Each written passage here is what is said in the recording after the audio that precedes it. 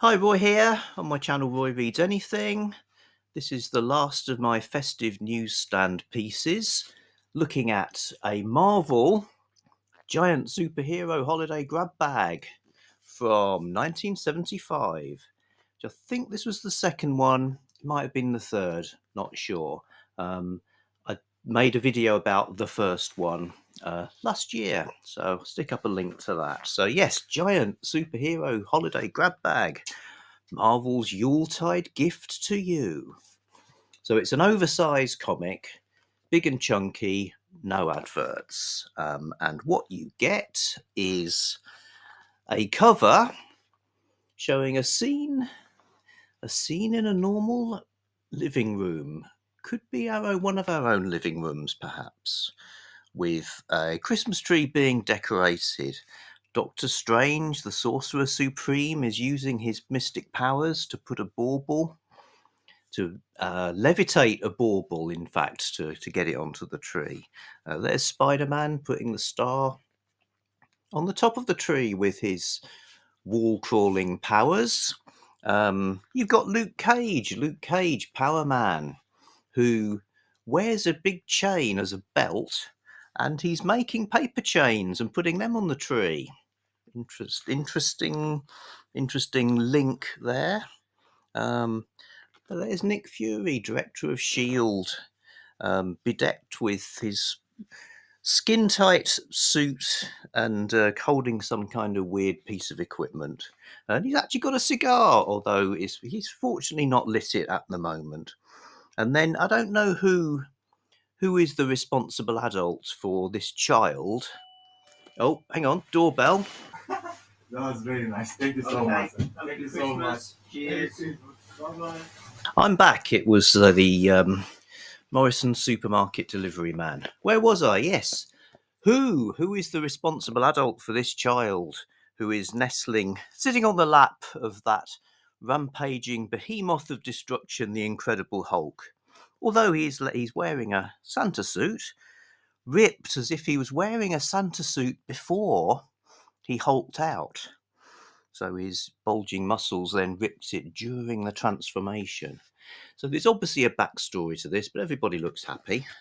Turning to the stories, we get a nice festive contents page. And first story is a Nick Fury story. So Nick Fury, the kind of a super spy kind of vibe. So this is the original comic book Nick Fury, who had fought in World War II as Sergeant Fury, and is due to longevity and Marvel time being different than real time, is still a fairly young fellow in the 70s. Lovely kind of Will Eisner style splash page. We meet Fury's feeling a bit sorry for himself. He's going to be alone at Christmas. Gets involved with a mugging. Survives that. Lets the culprits off because Christmas. Then he goes to his flat. He's just going to go to bed, or rack out, as he puts it.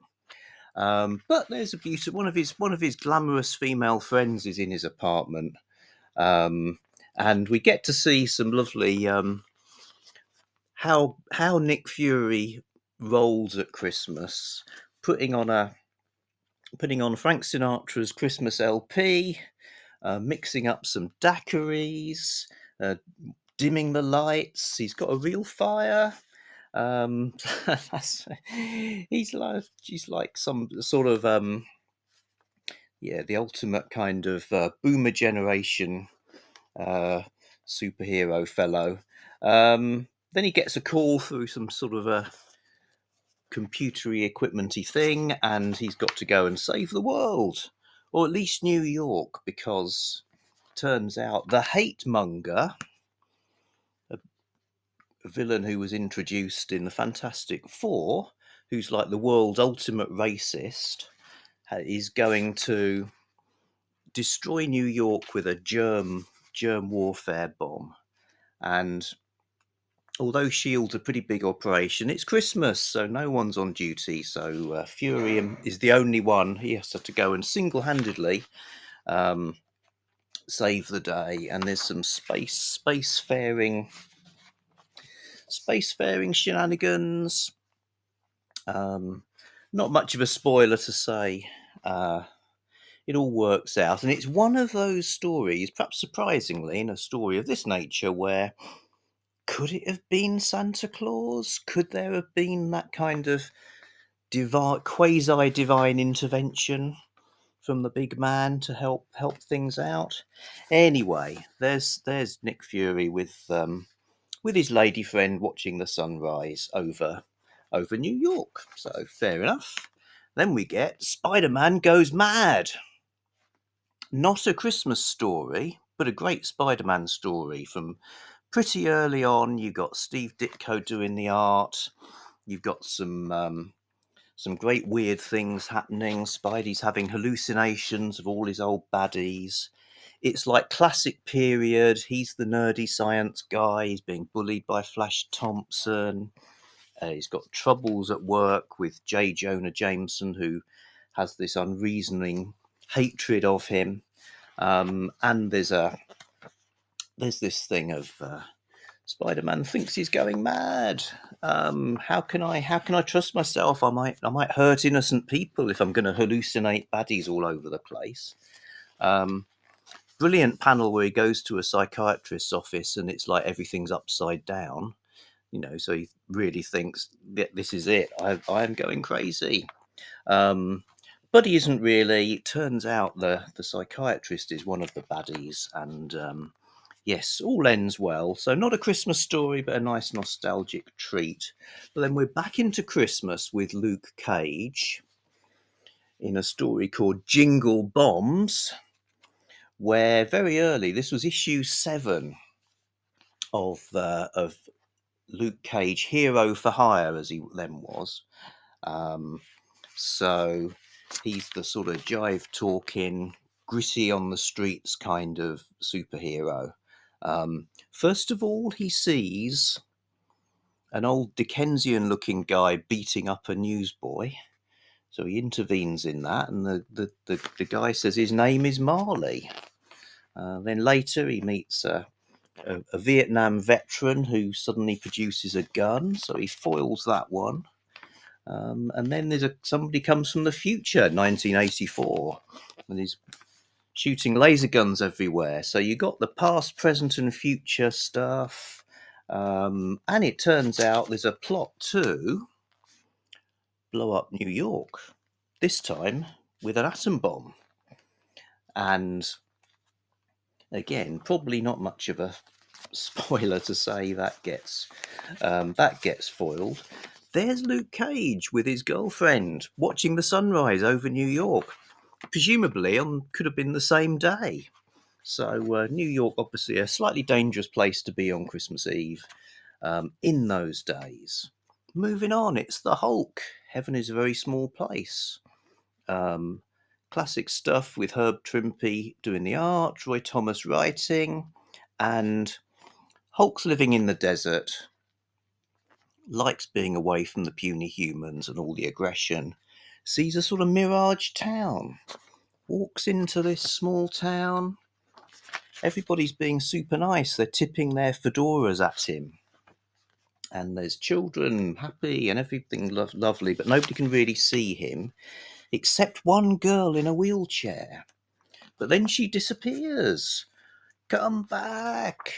And he thumps the ground, and that's the end of the story. So I'm not sure if that ever went anywhere, or whether it's just a sort of emotional Hulk kind of thing. But okay, that's good.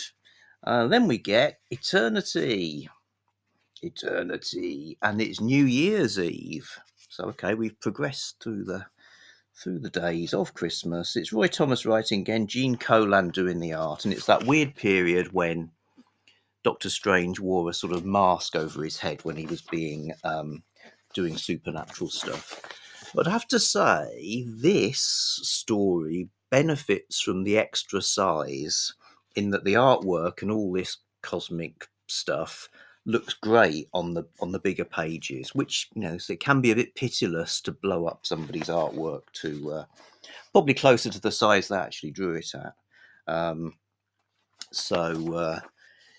Again, Doctor Strange seems to be facing down lots of his old enemies, all appearing one after the other. But is it a dream? Then he's going on a date with Clea. Is that how you pronounce it? Was it Clea? I think it's Clea.